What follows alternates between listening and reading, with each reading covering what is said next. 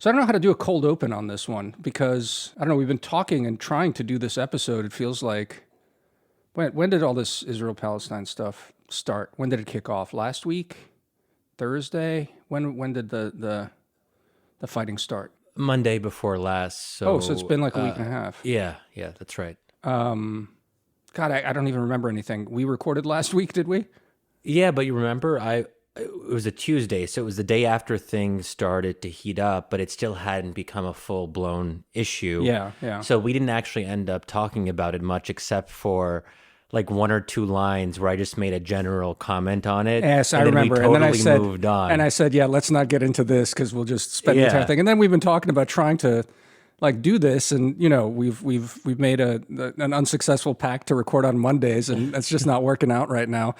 So, I mean, I think it's probably just good to tell our audience that we're recording on a Wednesday. Wednesday, what's the date today? It's the 19th, I think. And that's just to situate it because, events, dear boy, keep happening. But finally, we will get to talk a little bit about Israel-Palestine. I think there's a lot to talk about because you've been very active. You're out there. Yeah, that's fair to say, I think. You're becoming a media celebrity. Is this the most TV you've done ever? Maybe since the killing of Khashoggi. You were out? A few years back. Yeah. I was doing a lot of media around that. And then before then, the Arab Spring. So I guess there are these moments where big things happen and it sort of becomes all-consuming. It's also relatively rare now that when Middle East issues become front-page news. So it's also a sign that there is growing media attention on the region when traditionally there hasn't been. I mean, even under Trump, there was usually a Trump tie-in. So with Saudi Arabia and Khashoggi, Trump was a big part of that story and why Trump doesn't care about human rights and Trump's ties to Mohammed bin Salman, the crown prince. So now that we no longer have Trump and we have a relatively boring president, I think that there's more of a willingness to kind of re-engage on some of these bigger questions, which I think is good. I guess it's interesting. Maybe that's an interesting way to sort of dive into this. Of the three pieces that you wrote, one was for us, one was for The Atlantic, the other one was for Brookings. And It's the Brookings piece that maybe is a good place to jump into here because you're saying like the region and there's interest in it, but it's in effect it's the opposite of it. This is an unexpected eruption of interest in this issue that even in your Brookings piece you describe has in fact been marginalized almost sort of systemically through the Abraham Accords, which you had these dictatorial regimes sign a peace with Israel, which basically decoupled the Palestinian question from, call it, the fate of the Middle East. I know you wouldn't agree with that. You'd say that those two are intrinsically linked, but that's what the Abraham Accords were set out to do. Were set up to do. Yeah. And they also did do that to some extent. Now, the question is it sustainable? Is it good? Well, those are separate questions. Very separate questions, right? Yeah. Separate, like sustainable and good. I think that gets at what I really want to talk to you about. I'm giving you a list of different... Yeah. I didn't mean to say that those are combined, but... And, part of what I say in my Brookings piece is that this isn't new. There has been an effort really since day one. Not day one, not since 1948, but since the Camp David Accords in 1978 to basically have a separate peace. So the Egyptian president, Anwar Sadat, did not prioritize the Palestinian question in his negotiations with Israel. So really since then, Arab leaders have always been thinking of ways to neutralize the issue for themselves, even if it comes at the cost of the Palestinians. So in that regard, I'm very critical of Arab regimes and the role that they've played. I wouldn't go so far as to say that the 1978 Camp David Accords were a mistake, because obviously it prevented war between Israel and Egypt, and that's a very important objective, obviously. But the fact that But there was a way to do it differently. And that's when Sadat and Egypt had considerable leverage, because Israel was concerned about the largest Arab army. Egypt was a force to be reckoned with. Not a great army, but a lot of people. So that's a leverage that Egypt had. And then by entering into a peace deal without addressing the Palestinian issue, the Palestinians got a little bit screwed there because Egypt could no longer argue on their behalf because it had lost its leverage after the Camp David Accords. Yeah. As someone who doesn't do the Middle East, I try to be a generalist and a news reader and keep up with this stuff. And honestly, really, the only time I've at all gotten engaged was that trip that you and I took, however many years ago now, 2 years ago, to Israel and the West Bank. I have to say that the Abraham Accords and the success of the Abraham Accords, what they managed to achieve, this decoupling, right? Is something that was striking to me, the outcome of it.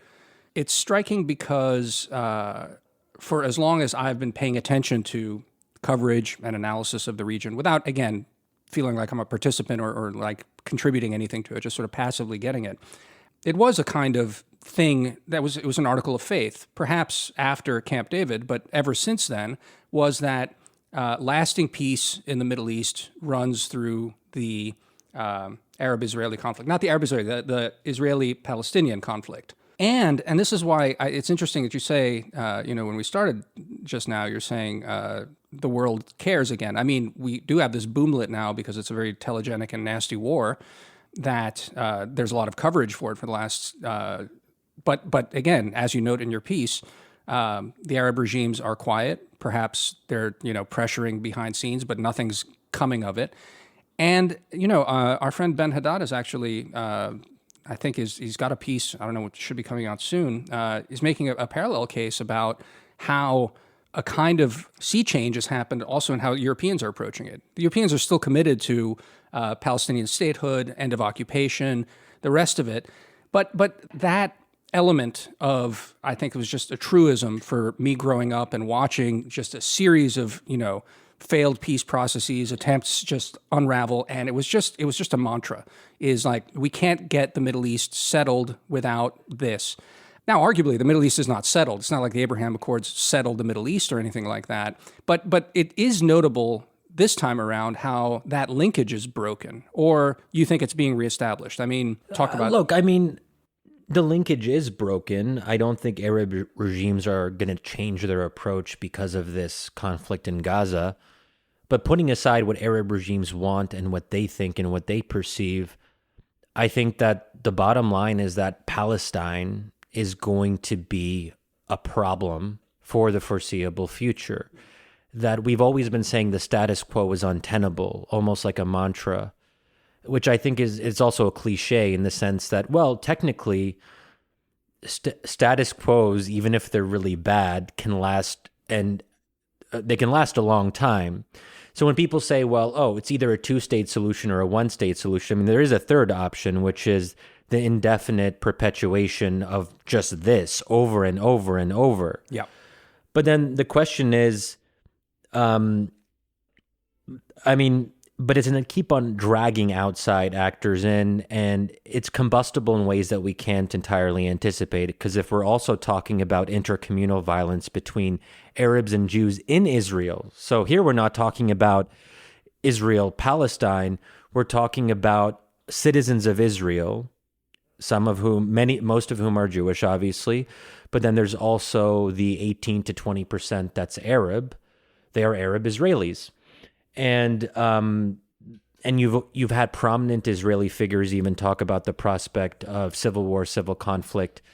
That's been dialed down. I think it's cooled down since compared to the first couple of days where I think there was really, really intense concern about that. But there's just a lot of factors that you can't necessarily account for, and you also can't account for how they interact with each other. I mean, totally agree, right? I mean, it's the I think there's two things going on. It's on the one hand, there's this assumption that the status quo can't go on, which is false. But then there's the other built-in assumption of even that statement is that the status quo remains the status quo. And as you said just now, like it's subtly shifting all the time. I mean, it's at best a game of Israel finding new ways to keep a lid on the situation to their benefit indefinitely.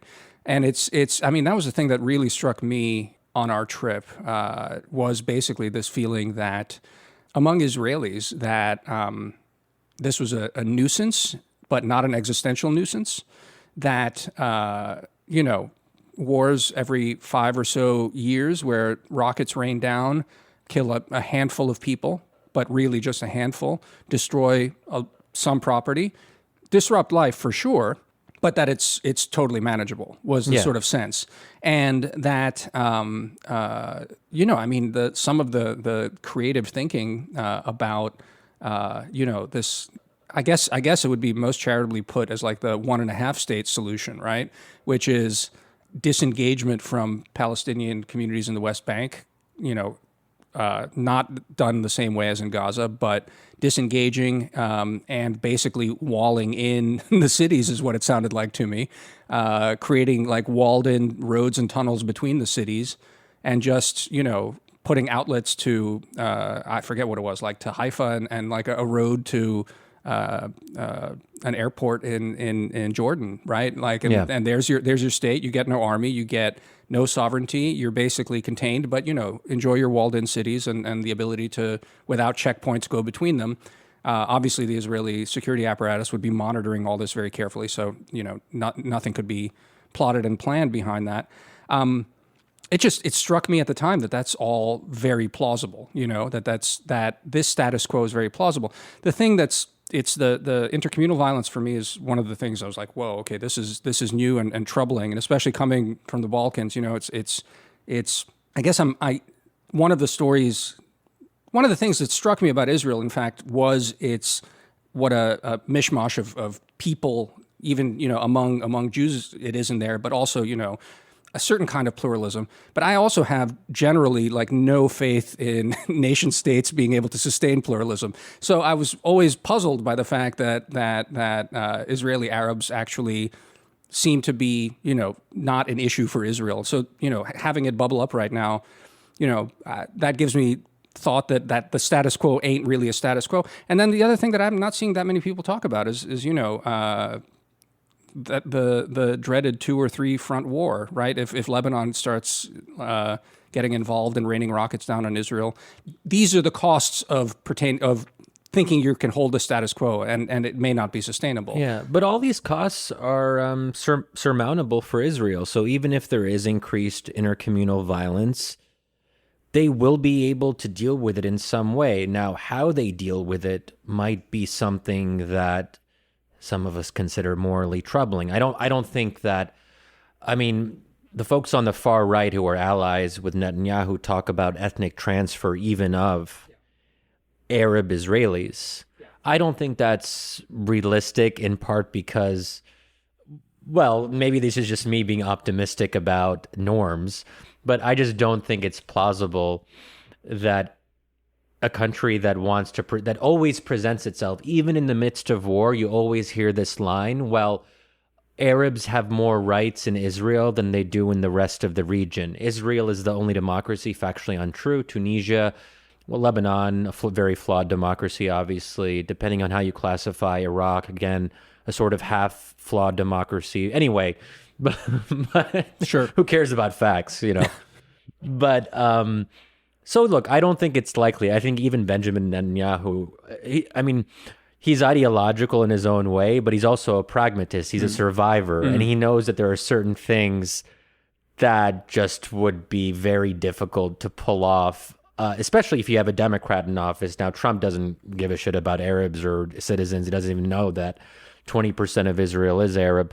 But if you have someone like Biden in office, it does, I think, sort of offer some more obvious constraints. The Israeli like right-wing idea, as far as I understand it on that, though, is not to do that in peacetime. I think the idea is once the rockets start raining down in Lebanon, then we did it with the Japanese in World War II for much less of a reason. It's just like round up the troubled minority, except, they wouldn't put them in camps. They'd probably just expel them. And I think that's the vision. Expel them to where, though? Well, I don't know.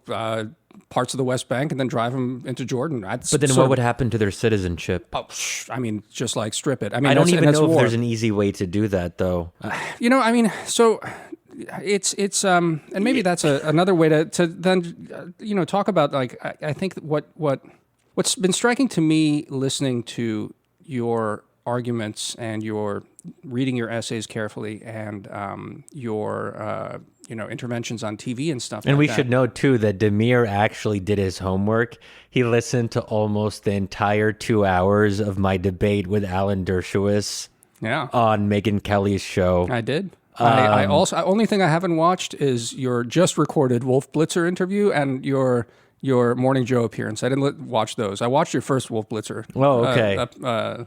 Appearance. Wow, he's a true scholar of my media appearances here. Well, no, but I mean, I think that your back and forth with Dershowitz was. I really encourage everyone to go listen to it. I think it's an hour and a half well spent.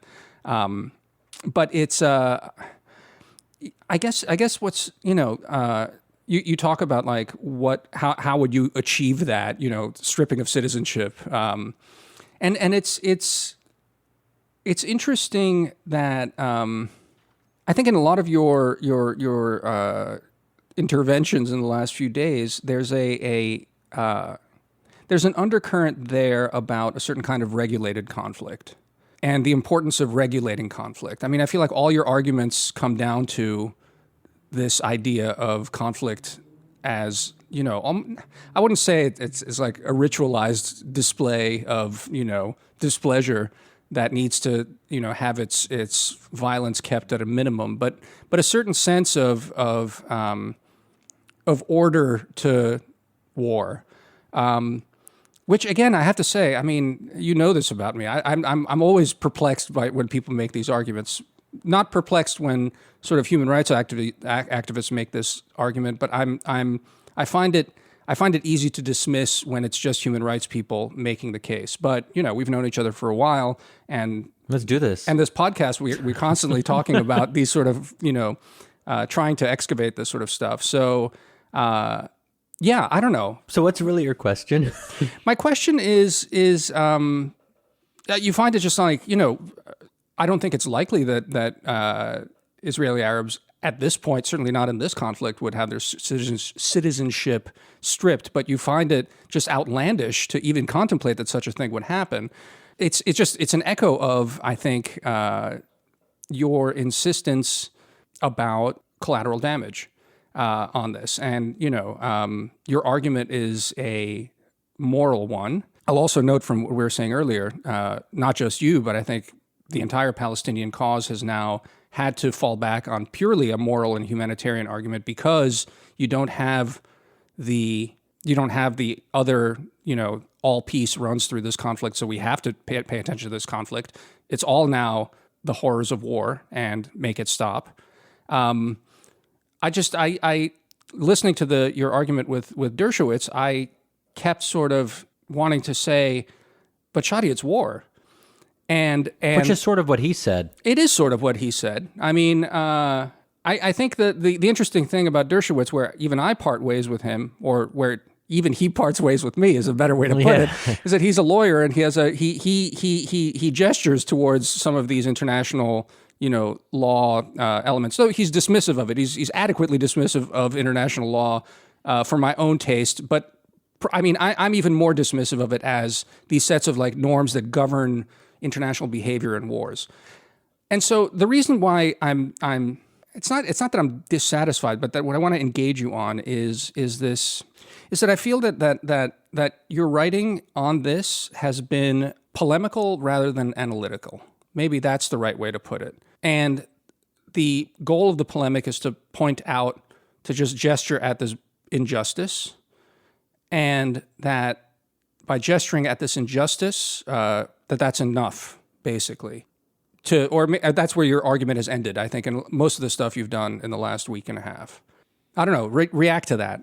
Okay. This is good. This is going to be good. You guys are, I think, in for a treat. I don't know yet because I haven't actually said anything about this, and I'm going to start right now. Okay, couple things. Yeah. What was interesting about Dershowitz is that unlike you, and I think this is what you're getting at, he maintained the fiction that Israel does its best to minimize civilian casualties. He still felt a need. He then kind of muddied the waters by kind of questioning, oh, he's like a baker during the day, then he transforms into a Hamas member. And that's where I was like, whoa, are you going there, man? Because obviously that has implications if you're sort of questioning like, oh, well, there's a blurry line between civilian and Hamas sympathizer and Hamas member.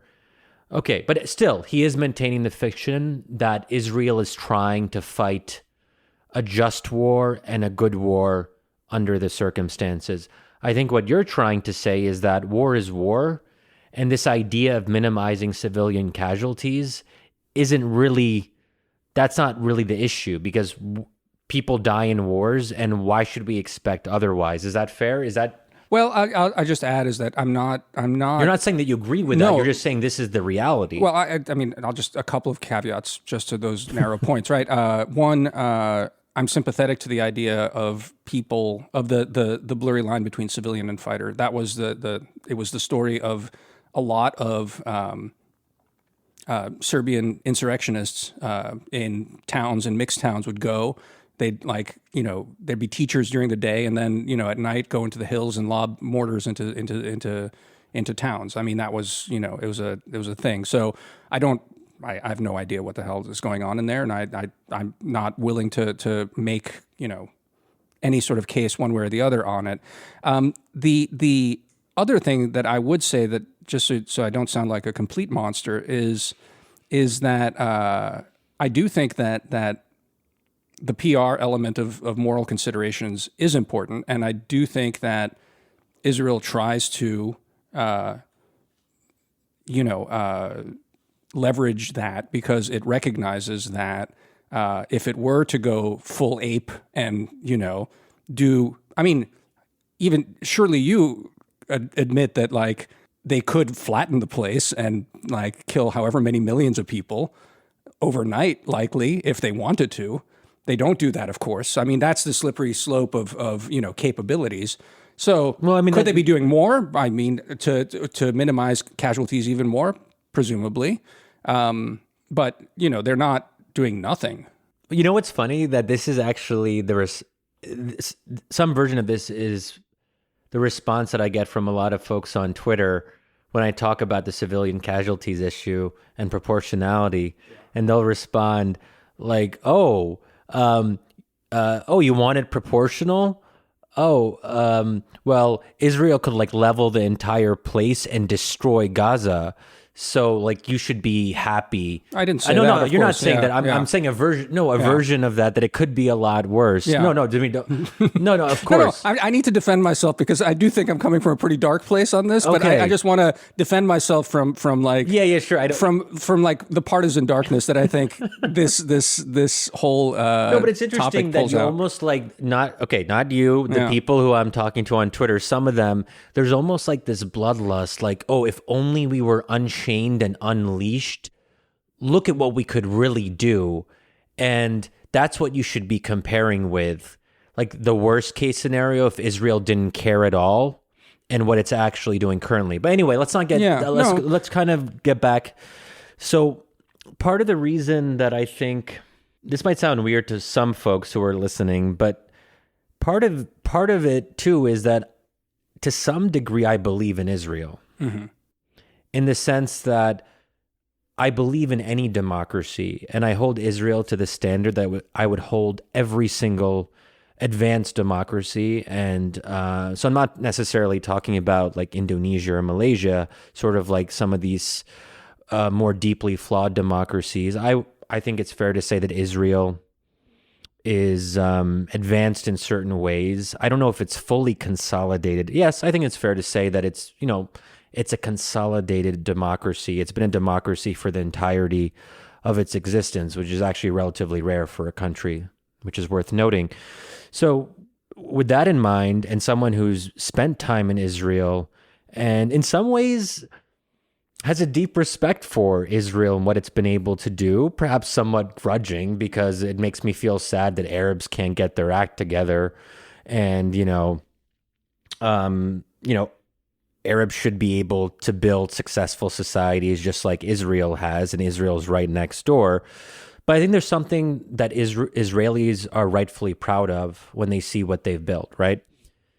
And some of that also has to do with the democratic norms, even though they are somewhat fragile now, and Netanyahu has, I think, pushed the limits in a way perhaps similar to Trump. But Arabs do have significant rights. They are second-class citizens, and I've been very critical about that. I think it's unacceptable. But there is something to be said for the fact that the third largest faction at different points over the past 5-6 years has been the Arab Joint List and its successors, basically.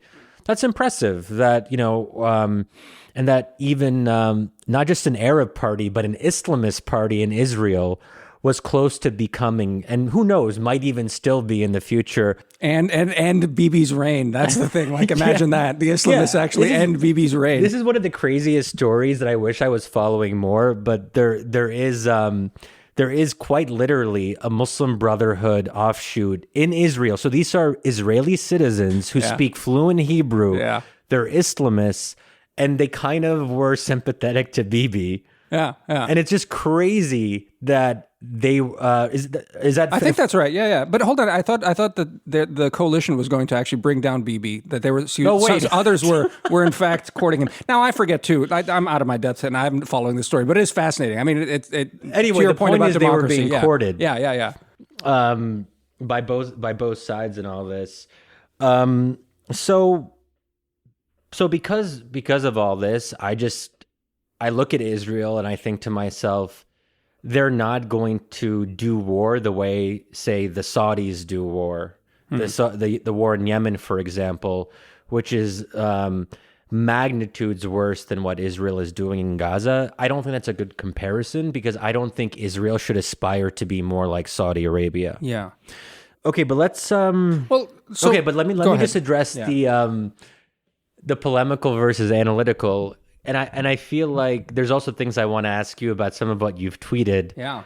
Because I guess, like, just as you're sort of taking interest in some shifts in how I'm approaching this particular issue compared to other things we've talked about on the podcast, I think that I can see in a more sort of crystallized way some of the divergences on the moral questions because of what's going on right now. They've always been lingering underneath the surface in our conversations. Now I think they're coming out. Yeah. So polemical versus analytical. Okay. Well, I wrote 3 different pieces. Each of them had a different level of polemics for different audiences. So the most polemical one was the one that I wrote for us, for Wisdom of Crowds. Yep. And I'll just do a little plug here that it was a Friday essay, so that does mean it's for subscribers only. I would encourage you guys, if you're interested, to kind of do the inevitable. You know that you want the Friday essay, That's right. And maybe this is the time. Yeah. But anyway, it was titled somewhat suggestively, "I'm Angry About Palestine. Should you be?" ? With the implication being that the right answer to that question was yes. Right. Of course, Betteridge's law of headlines says if you ask a question in the headline, the answer is always no. Oh, always no. But anyway. That's a good point. But in this case, I said I'm angry, so it would be weird if Wisdom of Crowd subscribers decided to answer the question differently than their dear co-leader. Right, leader of their brains, yes. So, and because I knew that I was writing this for, a smaller crowd, I was like, this is going to be Shadi Unchained, Unplugged. This is like this is what I've been thinking and feeling in a visceral sense, right? The piece I wrote for The Atlantic was more, you'll know where I stand, but there will be some effort at analysis where I try to point out where the two conflicting narratives diverge. I was very clear about which narrative I'm on the side of, but I'm like, this is where we part ways, and it's worth understanding this. And then the Brookings piece was more about how Arab regimes were reacting to the crisis, definitely more analytical.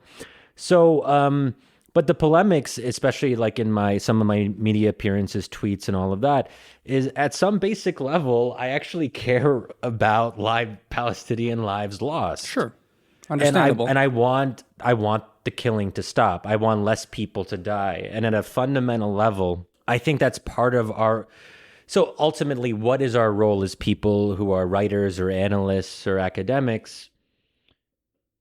We obviously care a lot about analyzing and we want to be accurate, but at the same time, we want to make the world...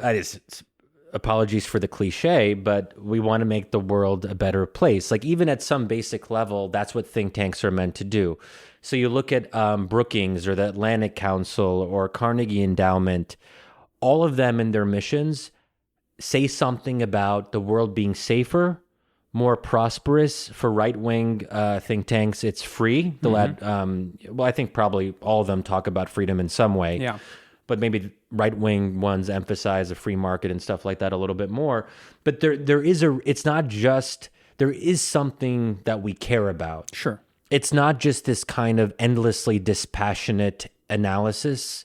So in some ways, yeah, I think we're looking at a conflict. And does the U.S. have an interest in less Palestinians being killed? An interest. Right. I mean, that's yes. But you see, that's so many ways. One interesting one is that what I laid out in some of the groundwork of this episode, though, right, is that you said that there's more attention being paid to the Middle East and the region all of a sudden. I think that the Abraham Accords, if they hold and if they're continue to hold throughout this crisis, has reduced this issue to just a question of dead people, as opposed to something more than that, which is what I would argue elevates an issue to actually getting people engaged. Now, I as I said to you on Twitter, I said to you in person, offline on this, it's like I understand the emotional appeal of engagement, and I certainly don't begrudge anyone polemics. But for example, the most analytical piece, the Brookings piece. Now, it's a short piece. You're not going to fit the world into it. I did think it was interesting that the word Iran didn't appear once in it. That you framed it in a way that it's not false how you framed it. That it's a means of washing their hands of this pesky thing. But the I don't know if it's a funny paradox, but it's like that the paradox of the Abraham Accords is that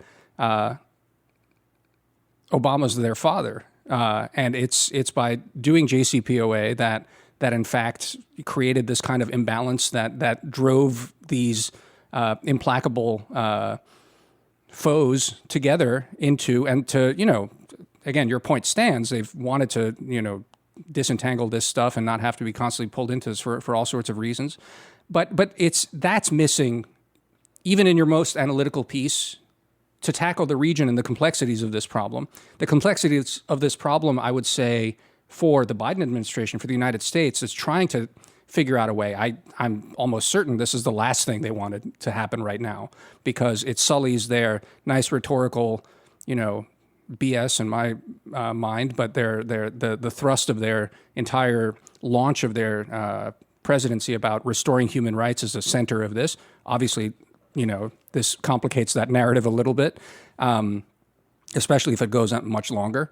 But you can't even, I think about what the U.S. is trying to do here or struggling with here, unless one takes a slightly broader view that I do think, in your more polemical mode this week, has deprived your readers of, maybe.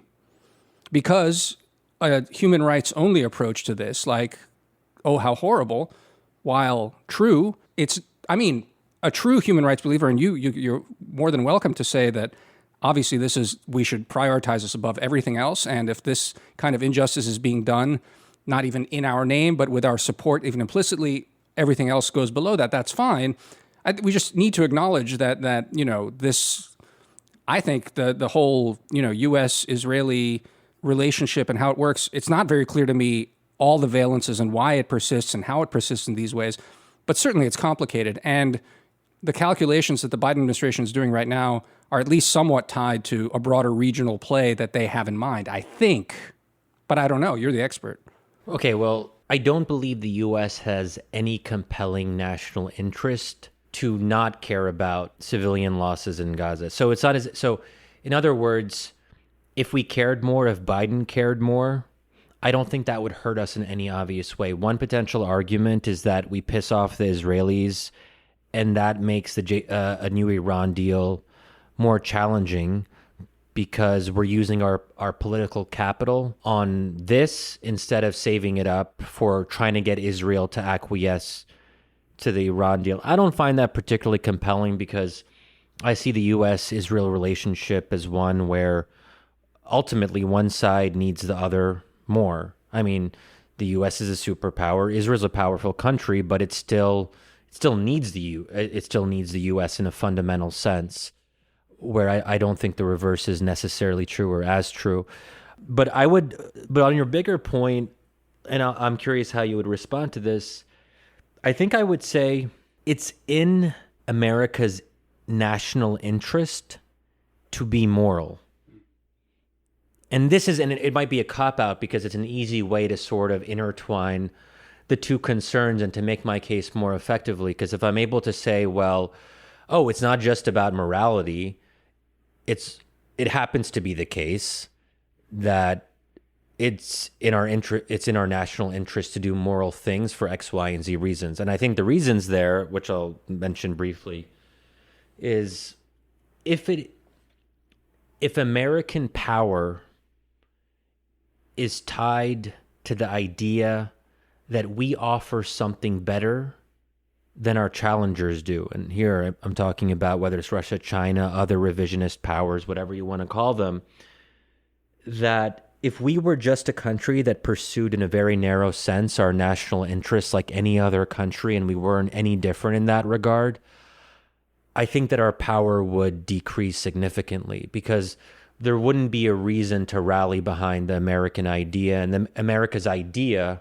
for the world in the coming decades, which I think will be conflictual. We have to have something to say to the rest of the world as they're becoming tempted by China, as China is offering more economic incentives and trade cooperation, so on and so forth. There still has to be something compelling about what we offer. And that's part of it. I don't think many of the Biden folks would disagree with me on that. They probably agree and say yes, and that's something that Biden himself has talked about. Why does he talk about the return to human rights and values and the fight between democracies and autocracies? Because he sees that as our built-in advantage.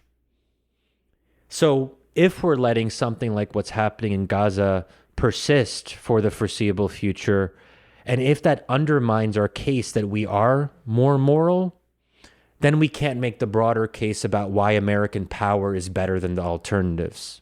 Well, a couple of things, right? It just gets back to, what you think your role is. What do you think it is you're doing in this debate? I mean, I would happily concede to you that, well, let me just clarify.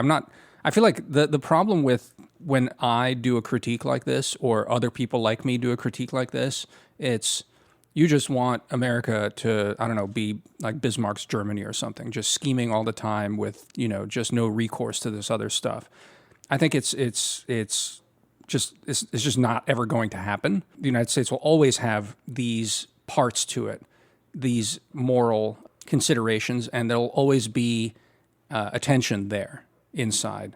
And it's fair to say, what are we as writers trying to do about it? I think, though, that there is the line between writing that I'm enthusiastic about and activism exists. And while I wouldn't say that there isn't a case to be made for a much more full-throated approach to the world that is through the prism of human rights and constantly saying that we're always falling short on it, I think at a certain point when you make that case so stridently, you become an activist. What do you mean become an activist? What does that really mean, though? Well, I mean in the sense that in the world as it is and in America as it is, compromises will necessarily have to happen. And I don't think that those compromises are ever easy. frequently not to be celebrated, but necessary. And so I think that there's again, well, you can make, I suppose, a nuanced argument, I suppose, and I'll even grant you that this soft power argument is one such thing, though I don't really buy it, because I think we're talking to ourselves. We're not talking to the world. The world has a better sense of who we are with all of our complexities and shortcomings and how it works than this story we have with ourselves about redemption and like saving the world. And I think it's striking when you sort of go back and forth how much we're talking to ourselves about this sort of stuff. And that's what I'm getting at, is just like, I think that again, it's fine to be engaged politically, domestically, to shift policy in this direction because you think it's the right thing to do, and or you have a particular sympathy for this particular conflict, and therefore you're more engaged in this one rather than any other ones in this. But I do think that I guess what I'm always looking for is that complexity, that moral ambiguity in an argument that, I don't know, makes you sort of really grapple with the nastiness of the world. It's not, I guess is what it is that I always approach these things as necessarily that they're not going to be heroic, that we may be able to, make the world a better place, as you say, but it's only through a bunch of compromise and dealing with a properly tragic set of circumstances and trade-offs that we avert the worst rather than, reach at the best, basically. Now, again, this is... So I would like to avert the worst, which is mass suffering if mass suffering in Gaza is bad, I want to avoid a very bad situation. I'm not even talking about any kind of ideal aspiration now. Yeah. All I'm talking about is blocking excess. Yeah. So why doesn't that fit into your vision? I'm not even talking about some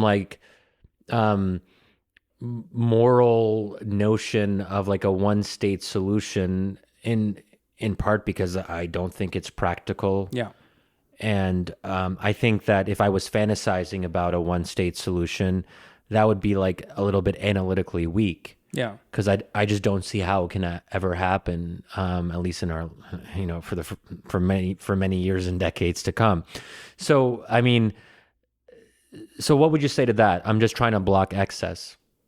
Again, this then gets back to, I guess, the question of, I get confused here on the sort of stuff. I think that what you are doing is trying to leverage the United States part-time commitment to a certain set of human rights in order to, call it the real world, the world outside the United States, the anarchic, international order, to affect an outcome.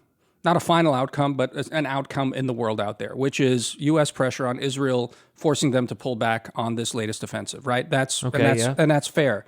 Again, I'm not accusing you of doing anything bad there.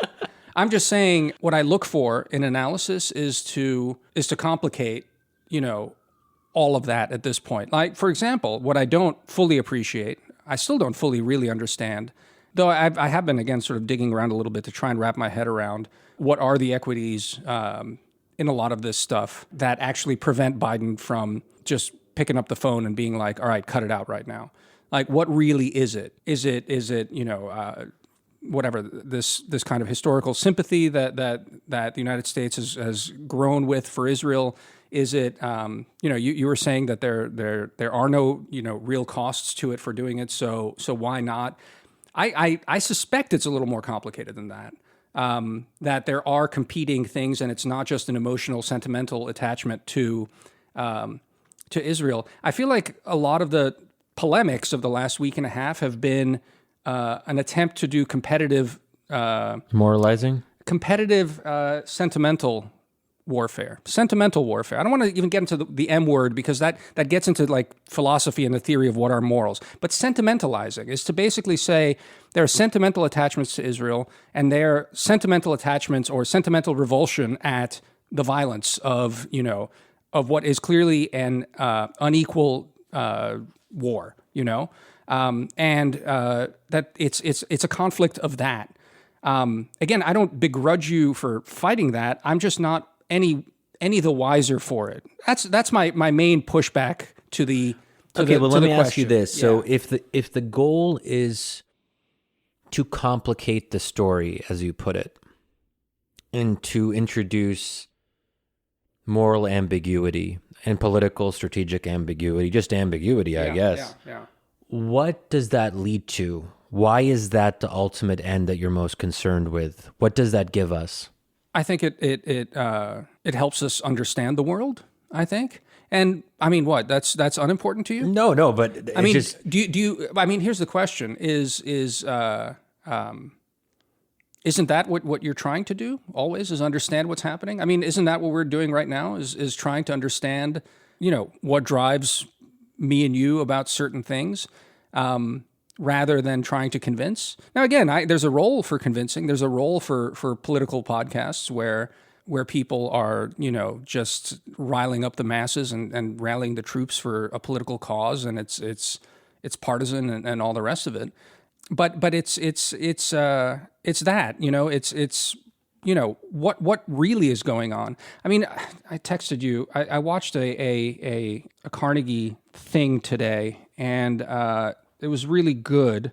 What's his first name? I watched the first part of it. Khalil Shikaki, yeah. And we met with him we did. in the West Bank. Yeah. I mean, I remember him also as being one of the best meetings we had. He was doing all the in-depth polling, and that's where, a lot of my essay, where it really dawned on me that this two-state solution just ain't happening, specifically on the Palestinian side, and then juxtaposed with all the Israelis we talked to that were basically echoing that. But what was great about his little intro there is that I think, without sacrificing any pathos and humanity, I think that was the best little insight about how these interlocking blind spots and bad decisions led to the current flare-up right now. And as someone who's paying attention to this, I got more out of those 10 minutes of his intro than almost anything I've read so far. Largely because I think this has been most of the stuff written is this weird moral, sentimental, and rights-based discourse. That's the thing that kills me about this. Okay, but it's just it's oh, but the rights of Palestinians not to get bombed. Oh, but the right of Israel to defend itself. I mean, and this is what I'm getting at about the question of war, which we started on earlier. I don't think that there's a right to defend yourself, and there's not really a right to not die in a war. I mean, that's the problem with wars. This is why they're so horrible. This is why we should avoid them. But I mean, this is part of this absurdity of international order as well, which I think is partly most of where I want to push you on all of this stuff, is that, I mean, and why I was tweeting some of these things that I think, maybe horrified you and have gotten me flack over the last week. But it's this concept of it's, one can do analysis that is human and humane, that reveals a kind of complexity of the initial situation, gives you a sense of the politics behind all of it, and still demands a certain kind of, this is awful, we should not let it go on, but doesn't fall back on this kind of ceaseless, endless competitive sentimentality. Okay. There's a couple things here. I think it's possible to do both. So I don't see why they're opposed in any way. So you can have analytical rigor and complexity, but also have a kind of a moral indignation about things that are wrong, or that you think are wrong. And even I think Shikaki did that in his brief talk and I would highly, highly recommend it, just 5 minutes at the start. He's the first speaker, and we'll include a link in the show notes. He gives a lot of context to Hamas's decisions, in particular, which I don't think has gotten much attention. It also happens to be the case that his analysis sort of overlaps with my prioritization of the democratic process. Yep. He sees the cancellation of elections that were supposed to be going on pretty much this spring. They were canceled by Mahmoud Abbas for somewhat complex reasons we don't have to get into right now. And that put Hamas in a corner because Hamas has wanted for quite some time to have elections. And if it had been preparing for elections, it probably wouldn't have been lobbing rockets. So you kind of consume people with the ins and outs of democratic proceduralism, and they're less likely to fight wars, which is an interesting argument and one that I'm sympathetic to for obvious reasons. But he also says that he's puzzled, and you can tell that he's like, this is like at a fundamental level, he's a Palestinian. He's like, this seems wrong to me. Why isn't Biden doing more to put pressure on Netanyahu? I think it's possible to have, I mean, it doesn't have to be in the same article or in the same talk, but I can have one version of myself where I'm going into all the complexities about the motivations of different actors, while also being like, this is weird. This is puzzling. Why isn't Biden doing more? Biden should do more. This is not good. Why are the two in tension with each other? You know what struck me about it, and maybe it's not fair.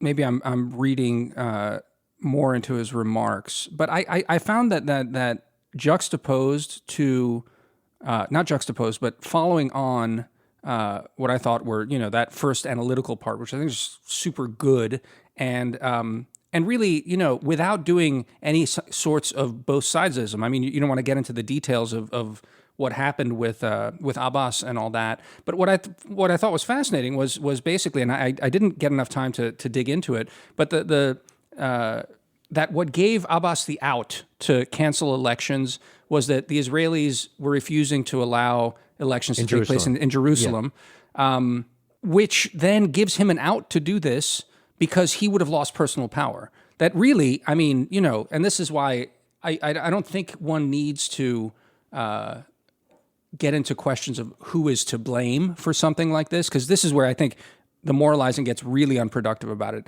It's just a series of really dumb decisions, one after the other, fed by the vanity of this dying, despot, Palestinian despot, to avoid not even losing. I mean, I forget if it was in the opening remarks or in a subsequent remark. Not even Fatah wouldn't necessarily, according to his polling, lose the elections had they happened.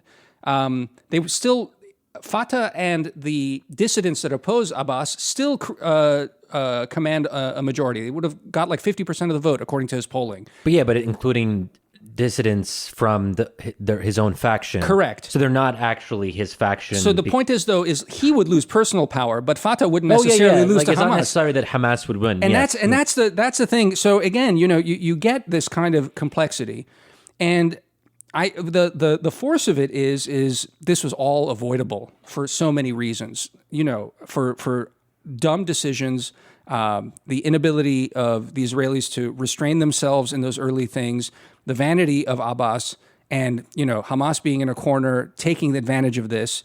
You have this carnage happening, but that complexity matters insofar as it tells us the causes of conflict. Why do we care about the causes or origins of conflict? Because we don't want conflict to happen. That's the only reason that's relevant. What was powerful to me about it is that he's not making your argument that this is a disproportionate killing that's happening.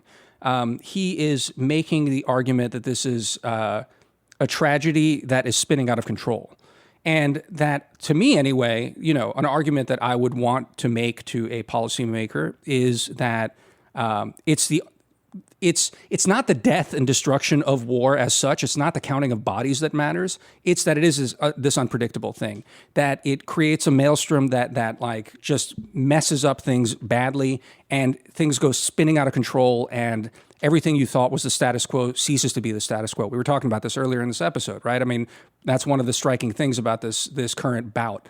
That to me is a powerful argument. And so the interest there is, sure, need to degrade Hamas, sure, terrorism, et cetera. But,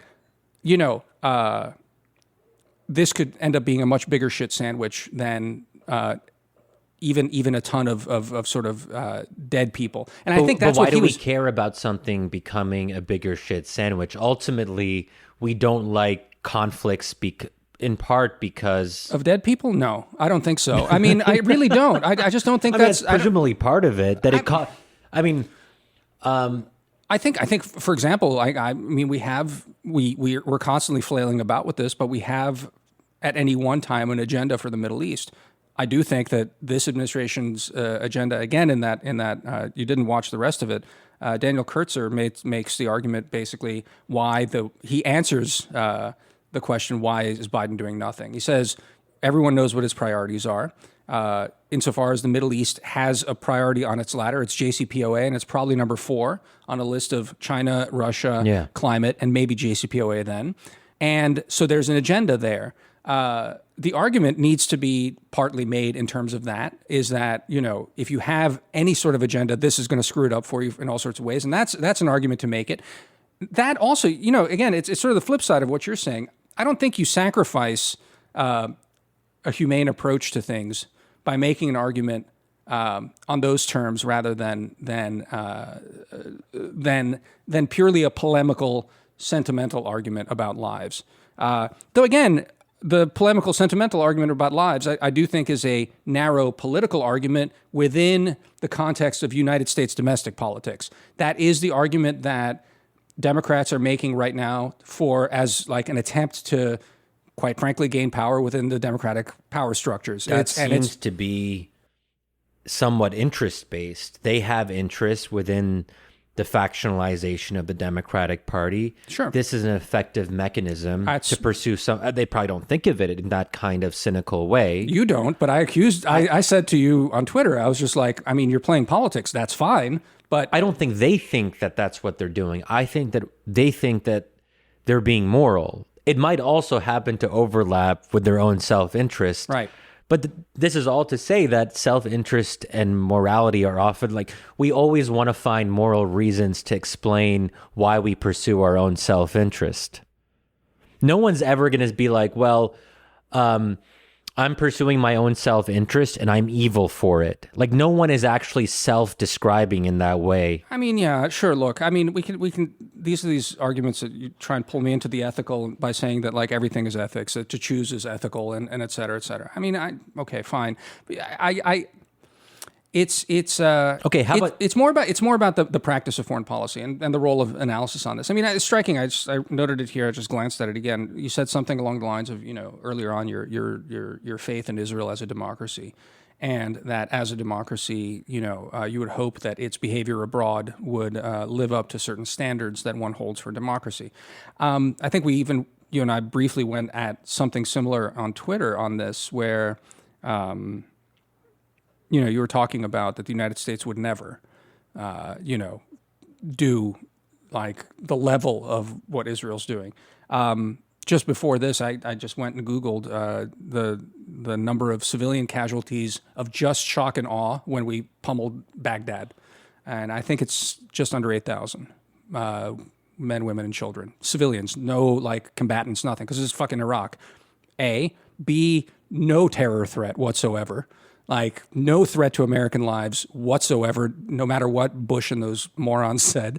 And yet, that was also the dawn of targeted stuff. Now, again, you'll say we fell short on this. This was bad. I want to clarify. I never said that we would never do that. I said when we have done it, and I gave examples, for example, drone strikes in Afghanistan or Yemen, signature strikes where there might be one target and we get a little bit, shaky on the number of civilians that are in the immediate vicinity. Yeah. Civilians die. There have been a number of those kinds of cases. I said that I would like to think that I would oppose that. And I have opposed that. That was one of the reasons I was a critic of Obama's reliance on drone strikes. That I would want to extend that same skepticism of the official narrative in my own country, and extend that to Israel. Sure. I mean, I guess to me though is when you're going to war, as we did in Iraq. Not drone wars, not this like counter-terror operations, which is these like gray things where, you know, you just like, we think like God, we could just come in and smite someone. The question is what Israel doing more akin to the 2003 Iraq war, or is it more akin to these kind of counterterrorism surgical interventions that are brief and... Clearly 2003. Clearly. No, I mean, but they're not trying to overthrow the regime. We were trying to overthrow the regime in 2003. I mean, there's two questions: whether what they're doing in Gaza and to Hamas is going to be successful. I have many doubts, and I share most of your criticisms of the efficacy of this strategy. They call it mowing the grass for a reason. But the goal is identical to our goal in 2003. No. We're not trying to I mean, maybe you don't think Hamas is the regime in No. in Gaza. I'm saying it is, but Israel isn't actually trying to overthrow the Hamas quote unquote regime in Gaza. At least there's no indication thus far that that's the goal. They haven't gone after Hania or anything like that. So it's right, I guess. But they would have to do a ground invasion to actually overthrow the Hamas government. Like you can do it. Because last time around in 2014, the 2014 war with Hamas, that lasted 51 days. They had ground troops in there, and they got their asses kicked a bit, if I remember correctly. They sent in troops, and then ended up leveling an entire neighborhood. But it wasn't a full-scale effort to overthrow Hamas. Right. They haven't. That has not been what Israel's been trying to do in Gaza. Now, if they did, that would be a different kind of operation and a different kind of strategic and then you'd be fine about I'm just saying the increased deaths. So I mean, let's get back to the deaths and the counting bodies, which I think actually that's the flaw of that kind of argumentation about counting bodies on this. Is if their goal was more ambitious to actually, kill the entire leadership of Hamas and just kill all of them, would then because again, it's interesting, really, when you think about it, is that the extent to which, I mean, this started with the first Gulf War, with those pornographic images of missiles flying in, and you could watch it on CNN, and it's like, oh, strategic, smart bombs. That was like in the first Gulf War, and then shock and awe and stuff like that. There was a lot of talk about how much effort the U.S. Military expends, how there's a lawyer always standing by in any sort of strike, even these like big bombings, and we all thrilled on TV watching the great fireworks as Baghdad sky was lit up with these fire bombs, and ooh, yeah, we're getting that bad guy. Yeah, he killed 8,000 people, civilians. We killed 8,000 civilians in that attack on Baghdad in order to dislodge a regime. Now, and that's one of the reasons it was a fundamentally unjust war. That was one of my critical formative moments of being in the anti-war movement in that regard. It's the idea of a just war. I think it was a stupid war because now. Well, it was also an unjust war. Well, I mean, what's a just war? I don't have that. I don't have that instinct. And it's like just war theory is one of these things that Christians love to talk about. That's just like a bunch of like hot air flying in my face. Okay, but how about this? I mean, don't you think it's better to have a lawyer looking over the shoulder of a policymaker when they're deciding who to shoot at or drone or whatever? Because that actually is better than the alternative of not having a lawyer looking over one's shoulder. That actually does limit the number of people killed. Keeping all other things equal, having a lawyer probably minimizes. Okay, maybe not. But the Israelis have lawyers, presumably. At least Dershowitz claims that they have lawyers there. And so you want the lawyer That's better than the alternative of not having them. And so this is my point about like the alternative, which you gestured at fascism of this like wet dream of people wanting to see Gaza raised. I think it's... But the question then becomes is, your argument for all of this ends up being is the lawyers aren't being judicious enough. They should be doing less. The Israelis should be doing less in their attempt to suppress. No, I don't think it's about the lawyers. I think it's about a broader. The problem with the polemical argument for me is this: is that on the one hand, it's like make the violence stop. We all hate to see dead people, and we all hate that. I mean, the argument. You brought up what's it called, Yemen earlier, but the kind of feeling that the United States is complicit in something like this, and that's the heartstrings you're pulling on. I just think it's it's more complicated than all of that. Of course, it's complicated. Yeah. But okay, so a couple of things that I can maybe try to push you on. If the goal is to produce policy change, and moral arguments are at least in part effective, and if we believe in them, why wouldn't we employ them? Do you want another question? Or you just want? I have others, but why don't? I'm just curious. Just so we. It's fine to employ them. I'm leery of them being employed in isolation. I think but if they're effective, because you're all about. So your focus is power. So my counter question to you is do you have a vision beyond stopping this killing that you're advocating for and trying to get at? Addressing the root causes. In my landing piece, I was very clear about this. It's not just. This is not about the Gaza conflict. Yeah. This is about a fundamentally unequal power imbalance that has to be addressed. That gap has to be closed.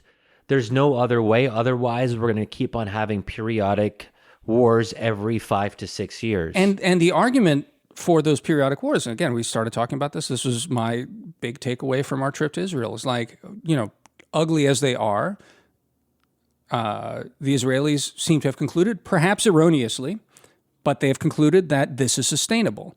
We don't have to agree with that. You don't have to agree with it. But the U.S., as a matter of policy, doesn't. And it is, I think if you asked most U.S. policymakers, they would say that there is a strategic interest in helping resolve the Israeli-Palestinian conflict. If that continues to be something that successive administrations try to pursue, then we have to ask ourselves, how do we get closer to that goal? Unless we want to just be like, that isn't in America's national interest. We aren't supporting a two-state solution.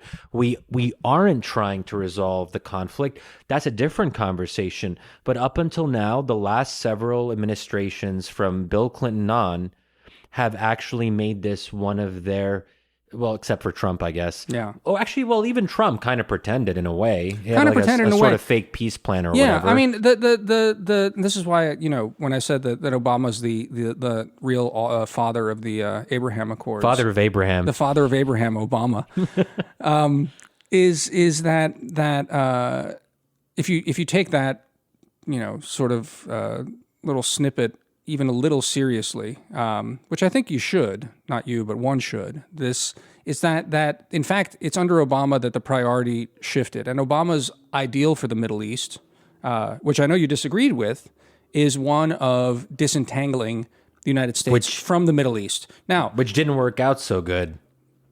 Didn't work out in the sense that JCPOA did not hold in the Middle East became a shit show.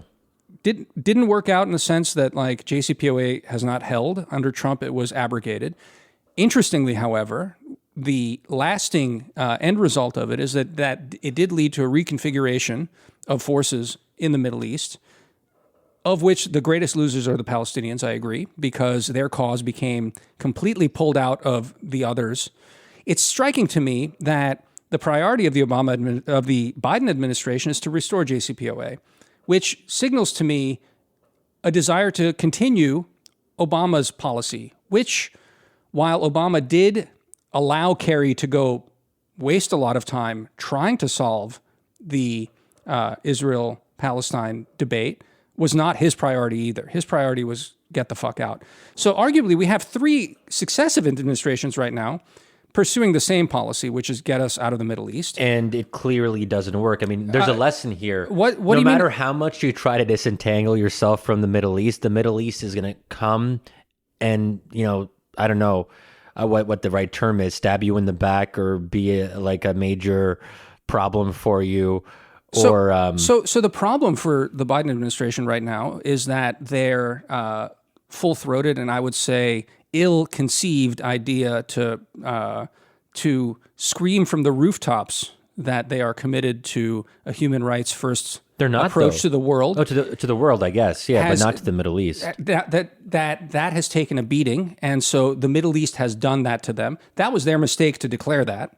Well, but and because their real policy is to disentangle from the Middle East. So in the sense that like it's a rhetorical aspiration that they screwed up at making, and now the Middle East has gotten its revenge or something like that. But I still think their policy is one to not care about Is that Israel wise? Palestine. So because they want out.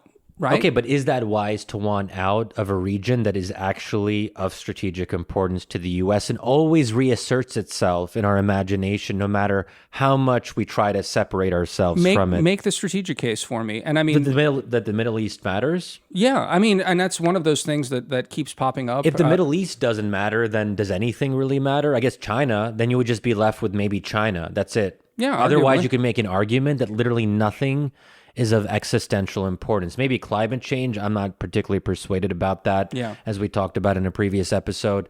But I guess it's existential ultimately. But then again, like, I mean, everything is death. Well, whatever. No, look. There's a changing energy picture that, in fact, does degrade the strategic importance of the Middle East. I've never been persuaded that oil is the fundamental reason that the Middle East matters. I mean, yes, imports from Saudi Arabia have pretty much dropped down to zero. I don't think that changes the fundamental question here. No, I mean, it's not that it matters directly to the United States. I mean, I think the more supple argument for that is that we haven't decarbonized so much, and even though the U.S. is now a swing producer due to fracking and the rest of this, and can mitigate disruptions in the Middle East, there's a broader strategic interest in maintaining order within the Middle East because the global economy still relies on oil to an extremely large amount. So, in fact, having some level of order there matters. That's not the main argument, though. But what's the main argument for the Middle East mattering apart from the lives of Middle Eastern people? That what happens in the Middle East doesn't stay in the Middle East, and it never has. Like, this is the thing. Like, how much do we have to be reminded of this basic fact? Obama thought that the Middle East didn't matter, and I have actually made the argument in a piece. I didn't extend it because it's sort of like a somewhat speculative argument. I don't think that Trump would have been elected president if it wasn't for Obama's non-intervention in Syria. Well, I didn't read that piece.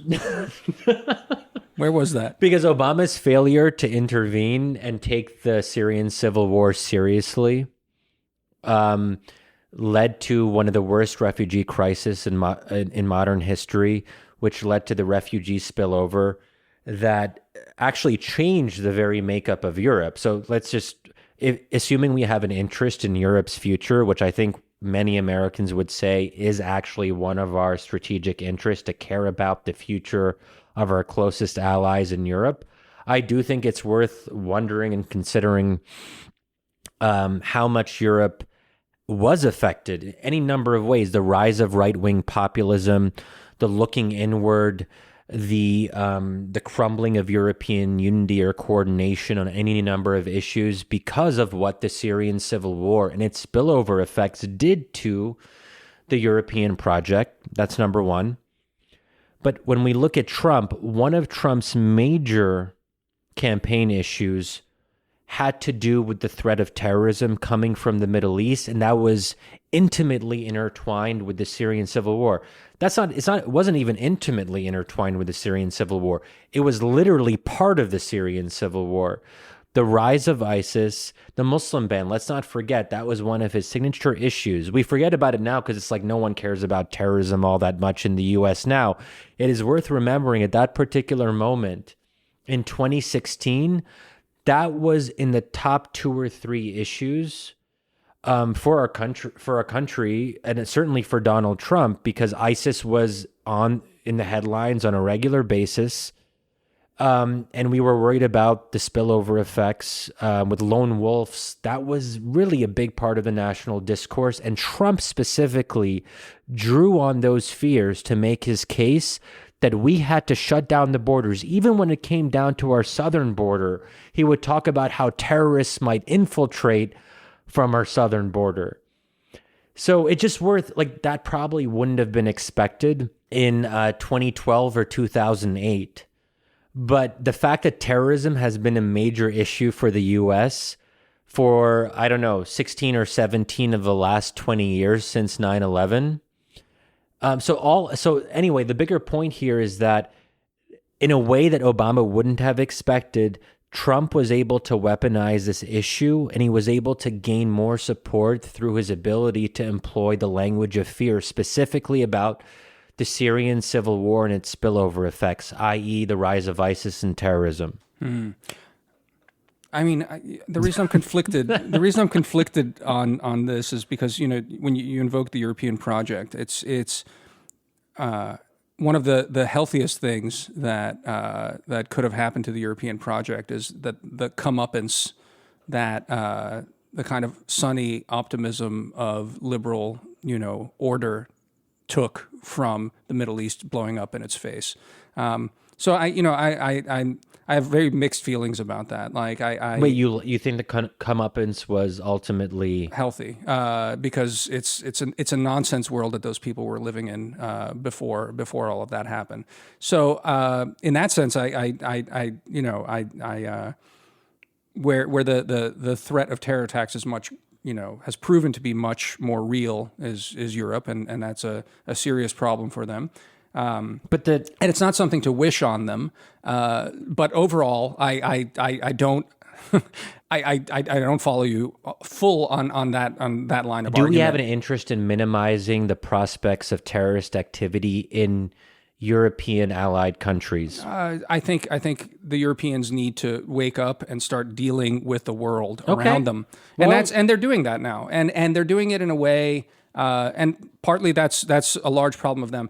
On Trump, yeah, sure. I mean, I got to say though, like ever since the fucking Iraq War, the GWOT, Global War on Terror, I can't help but like puke in my mouth every time that gets. I agree with you. I think it's a garbage. But I'm just saying that's where issue. we ended up. I don't think Obama would have become president if it wasn't for his opposition to the Iraq War. Let's not forget that one of Obama's signature campaign issues was the fact that he was right on the Iraq War. Again, like we wouldn't have expected that on the day after 9/11 that this guy who no one had heard of, who had a Muslim father, who would become president like 8 years later. That's a thing.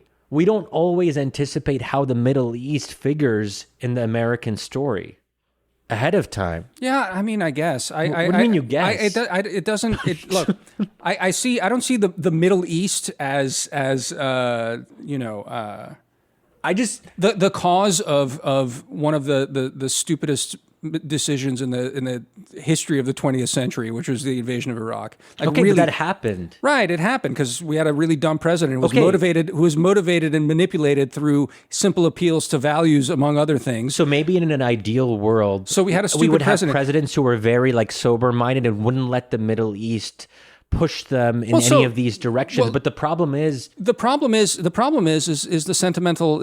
of sentimental arguments. But if we take that as a given, so clearly even Biden and Obama weren't able to fully extract themselves from the Middle East. We'll see what Biden manages to do. I mean, he's just started, and we'll see. Maybe he buckles and. But what feels if my like argument is that there will never be a president who's able to follow through on Obama's dream because of the sentimental attachments, whether it's to the Holy Land for religious reasons or for human rights reasons or whatever it might be, because we care about civilian casualties in places like Gaza.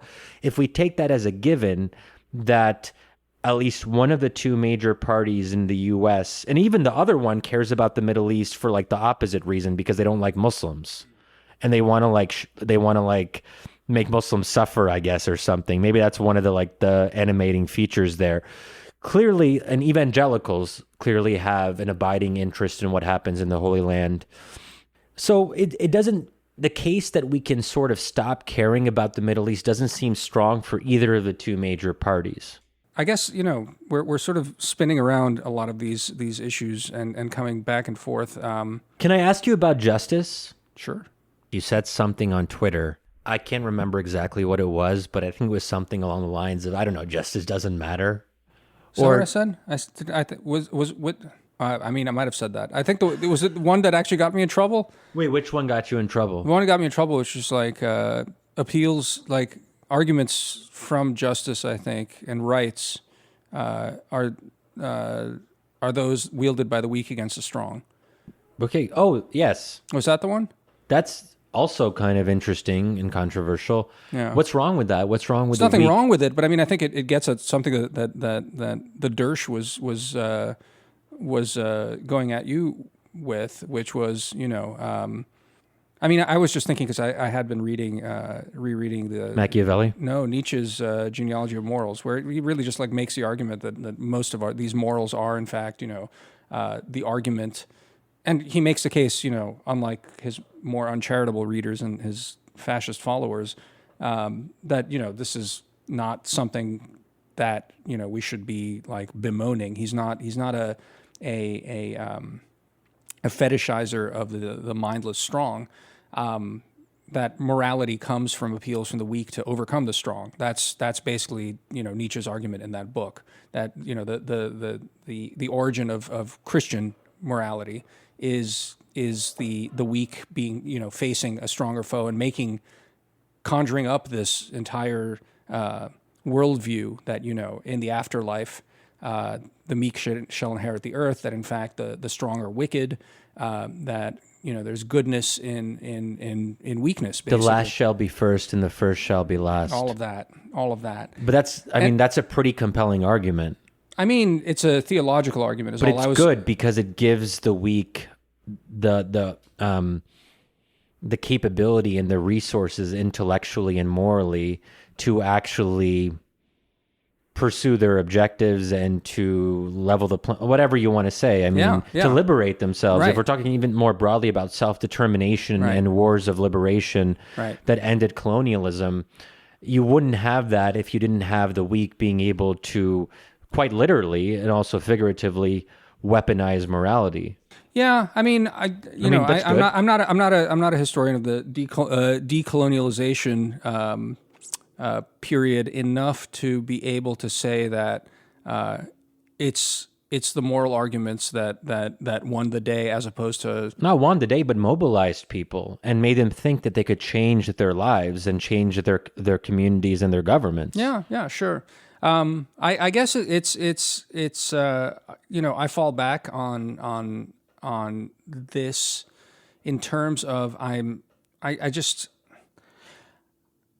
Part of what also makes me skeptical of your kinds of arguments on these things is that while it's fine that it mobilizes people, and that's something I can certainly like measure and point to, I think there's an assumption behind a lot of these arguments that these things such as justice actually exist, as opposed to being sort of epiphenomenal of the will to enforce claims, individual claims, rather than true claims or false claims, but just individual claims. That is to say, a moral argument, I think, is a sentimental argument that makes sense, that makes full sense within a political order like a state, because rights and justice and all these things only make sense within a system that is able to enforce claims to it or adjudicate these things. I'm deeply skeptical when people start invoking these things in the international scope as if they're true. Now, and maybe this gets really at the heart of what sort of, what I maybe I'm pushing you on as well, is that, and you even in Twitter, I think, admitted as much, is that your argument is within the scope of the United States to motivate the United States to do something that you want the United States to do in the anarchic world. You may think it's the correct thing to do, but it's like your opinion, man. And the thing I think is weird in these arguments is that the appeals are made as if these things exist outside of the United States, as if they're not just sentimental appeals to the United States, as if they appeal to a transcendent truth, which I don't think really exists. But I do believe there's a transcendent truth. No, sure, yeah, I know. And you think the United States should enforce it and be the kind of, it should enforce a moral order in the world, is where you're coming from. That's a simplification, but yeah, sure. But yeah, right. I mean, it's a simplification, but it's not really a simplification. I think that's really what it comes down to, and that's and I think that's the crux of my discomfort.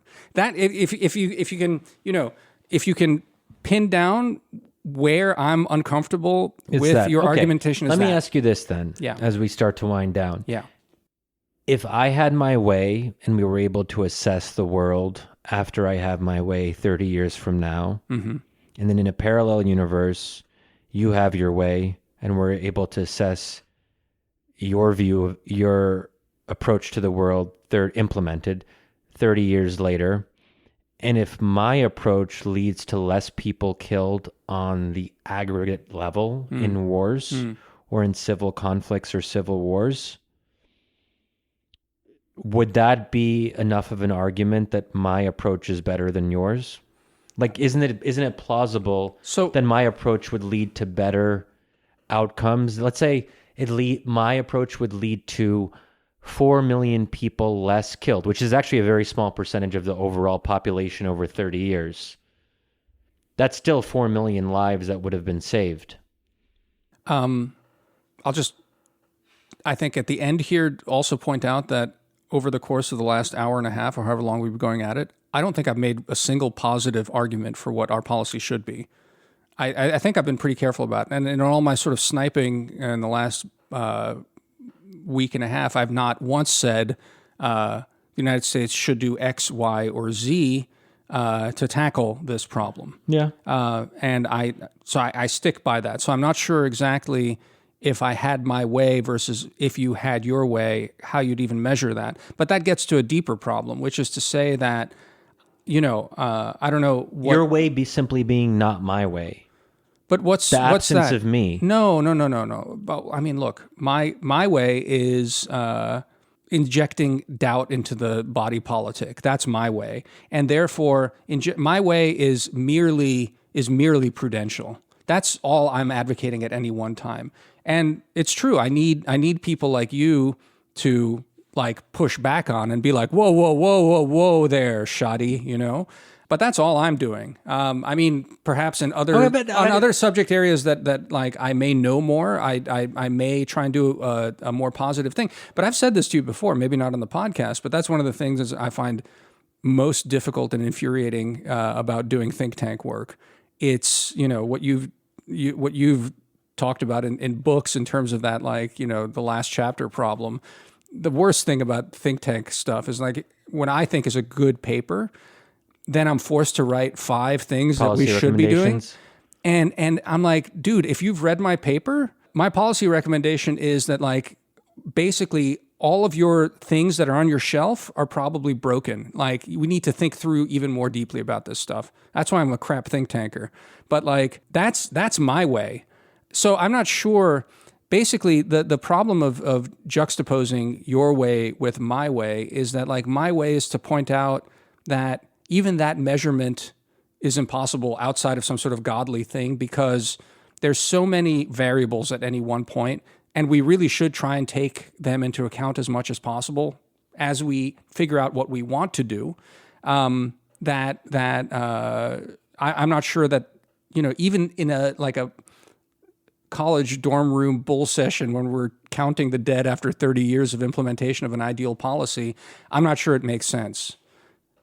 Oh, I feel is like that a dodge? I feel like that's a bit of a dodge. I feel like you're not willing to follow through with the implications of your own argument. What are the implications of my own argument? That we should be more ruthless? Let's say that let's simply state that you are the national security advisor. Mm-hmm.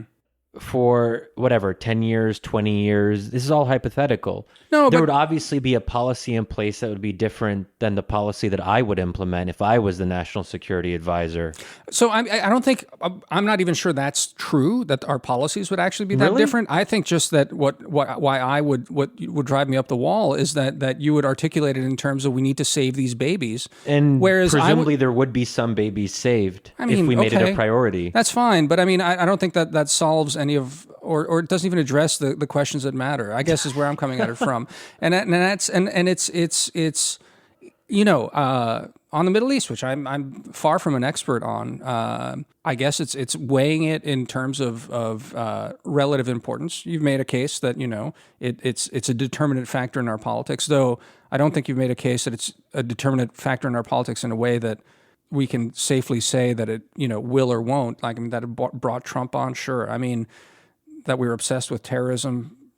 I you know what I mean? Like it's like it's tied to our weird psyche and about our weird approach to the world. The weird psyche isn't something that can be changed very easily overnight. We are who we are. What I'm saying is just like fix the Middle East or you get more Trumps doesn't strike me as like a particularly interesting argument is what I'm getting at. I think it's way more complicated than that. That wasn't my argument. My argument is that happened. Yeah. And other things might happen that we can't anticipate in the future that make the Middle East more relevant. So anyway. Yeah, no. So what I'm getting at is that I think you and I could probably come together on a like a coherent approach to why the Israel-Palestine conflict needs to be addressed. I have to say that after my trip, I'm like really out of ideas of like what is even possible. And I mean, if I was to really devote myself to this as, a new career to do something like this, I think it's fascinating to really think outside the box on what are possible solutions to this. I'm deeply pessimistic about the possibility of solving this because I just don't see a way out ultimately out of it, and that also influences part of my skepticism about just sort of moral arguments, which I think maybe I'll end on this. What's most striking is what I said earlier, is that though you say that now this is an issue that has reemerged, to me, the most striking thing is that it has reemerged without anything more than a moral argument behind it. That is to say, all of the other geostrategic arguments for solving it have been chipped away.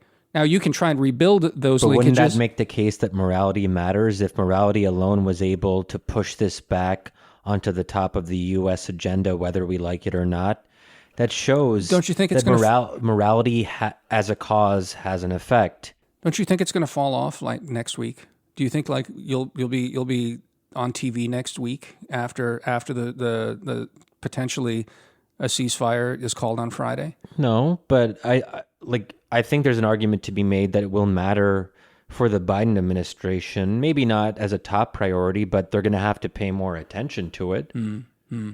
I mean, we'll have to wait and see, and that'll actually be a pretty good test of the broader argument of how long the Middle East stays relevant. I imagine that in the coming years, there will be a number of crises in the Middle East and more broadly in Muslim-majority countries that bring us back, that focus our attention. I don't know, but that'll be a good test. That's a good place to end, I think. All right, Shadi. This is good. Yeah. This is good. All right, man. Okay. See you soon. Bye, Damir.